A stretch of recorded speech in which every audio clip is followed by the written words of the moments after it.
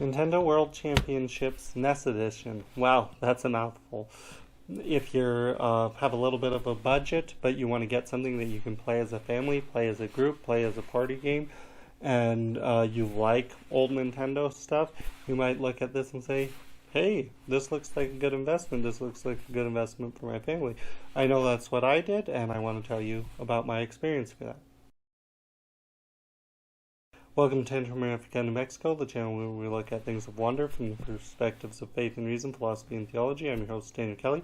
Today what we're looking at is one of these wonders, that we find ourselves in the midst of, which is video games. And the video game I want to talk about is Nintendo World Championships NES Edition. And this is a game that its basic premise is where you can have a lot of players. You can have up to 8 players on one system. So to me, that just sounds great. My family already likes Mario Party type games, and so it's one of those where you are all trying to beat a challenge from an old original Nintendo, the NES games. So like Metroid or the original Legend of Zelda, or a bunch. Or the original Mario that was on the Nintendo, or Mario Bros. 3, just stuff like this, where there's a little segment of the game, a minute or two long, where you're doing a challenge. Like it could be like jumping on a Goomba, it could be a really short thing, or there are some longer challenges, but everybody tries to do it, and everybody tries to do it the quickest. So to me, that sounds like a winning combination. But there's some problems with this game. The first thing is there are a bunch of challenges, and they are all really fun. Most of them are really short. But playing it made me realize what an important part for Mario Party style games the board, the party, the game is, not just the mini games. So there's no way. There's some collections of those games, like, oh, you want a bunch of Legend of Zelda inspired ones that you can play one after another as your family's doing it, but other than that, you just have to pick one after another which you're going to do, and that kind of interrupts the flow of playing together. If you're picking each time, every 2 minutes you're picking a new game, that's very difficult.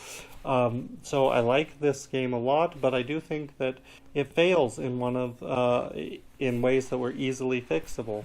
How it fails is it's actually hard to just play it as a good party game. When it's working, it works really well, and it's super duper fun. But there's no way to just set up either your own custom slate of games that, oh, this is what we're going to be playing, or to have kind of like a Mario Party board game thing. I don't know why Nintendo did this. It's so bare bones that it makes it very difficult to actually play and enjoy. I bought this to play with my family, especially my son. He loves Mario Party, and he loves games like this, and it would be a way to introduce him to these games that I loved.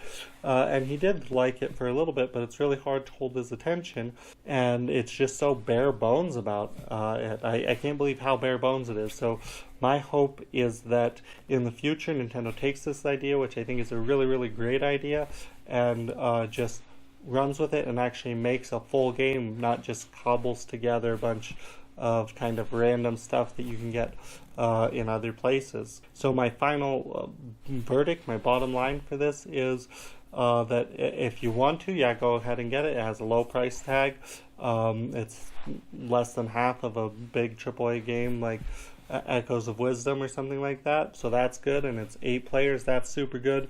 If your experience is like mine with your family, you're not going to put as much time into it as you will with other big group party games. I hope that was helpful to you. You have a good day. God bless you.